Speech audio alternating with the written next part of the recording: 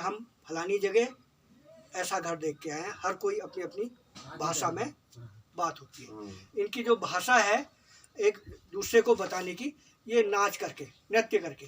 तो आप अगर यहाँ से साहित्य खरीदेंगे या उपलब्ध होगा तो इनके कई किस्म के नृत्य हैं। तो भोजन खोजने में जाती है तो बताती है कि भाई फलानी जगह में वो भोजन है। नहीं तो इनको कैसे पता सब मौने कैसे जा रही हैं।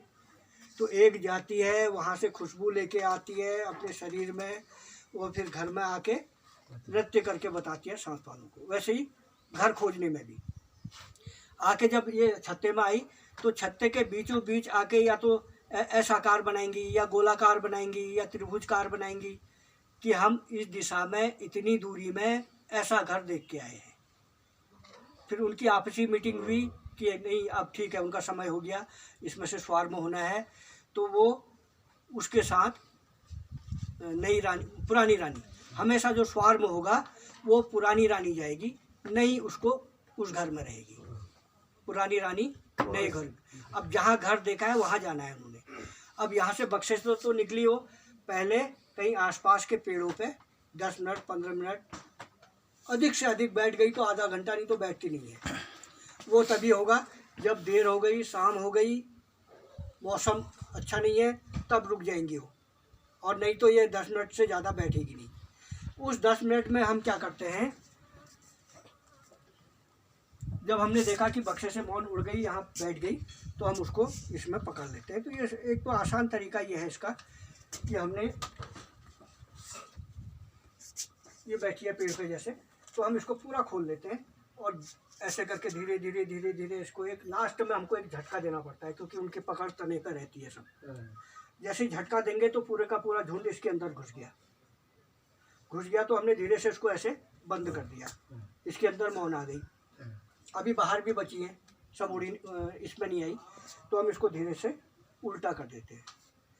अब मौन का स्वभाव क्या होता है कि ऊपर ही जाके वो झुंड बनाती है। और हमने 1-2 मिनट इसको बंद रखा, जब हमने देखा ऊपर झुंड बनने लग गया है, अब एकदम अगर छोड़ेंगे तो सब नीचे गिर जाएगी। जब झुंड बढ़ गया इसको धीरे से छोड़ देंगे। और जो बची भी जो मौने हैं, हल्की कोई हमने घास वगैरह ले ली या हल्का वो करके हिलाया तो बाकी मौने भी इसके अंदर सब चली जाएंगी। क्योंकि रानी बड़ा कलस्तर इसके अंदर आ गया तो रानी इसके अंदर आ गई। कभी कभी नहीं भी आती है, हम देखते कि हमने कलस्तर तो लग गया वो और रानी कहीं बाहर घूम रही है, तो हम उसको पकड़ के भी धीरे से हल्के हाथ से पकड़ के ऐसे अंदर डाल देंगे। तो वो जितनी मौने हैं सब इसके अंदर जाएंगे। उसके बाद इसमें नाड़ा लगा है, इस नाड़े को हमने इसमें टाइट करके ऐसे बांध दिया। बांधने के बाद हमने इसको कहीं टांग दिया। अब ये ऐसा नहीं कि आपने इसमें टांग दिया, जाके आप सीधे बक्से में या जाले में डाल दें। क्योंकि वो मौने तो घर देख के आई हैं।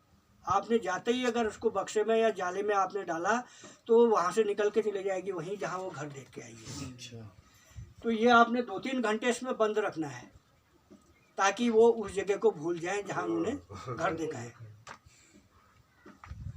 तो उसके बाद जैसे ही आपका 2-3 घंटा हो गया, विशेषकर गर्मियों में आप उसको छाया में टांग देंगे और सर्दियों में इसको आप धूप में टांग देंगे।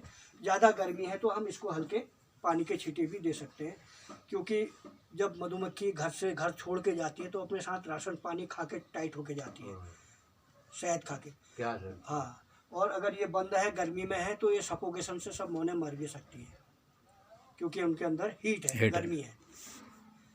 तो उसके बाद जब देखा 2-3 घंटे आपके हो गए, फिर आपको क्या करना है बसाने के लिए, क्योंकि आपको यहाँ पे जा रहे हैं ट्रेनिंग करके तो आपको ये छूट मिलेंगे। हाँ। आपका प्रयास भी रहेगा जो करना चाह रहे हैं।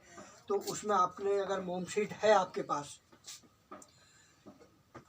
मोम की शीट जो मैंने दिखाई, हाँ, मोम शीट, हाँ, इसमें डाल रखी है जी जी। उसको थोड़ा थोड़ा इसमें तार तक लगा लेंगे 4-5 छत्तों में, क्योंकि जनरली जो स्वार्म होता है 5 फ्रेम 4 फ्रेम 6 फ्रेम, इससे ज़्यादा नहीं होता है।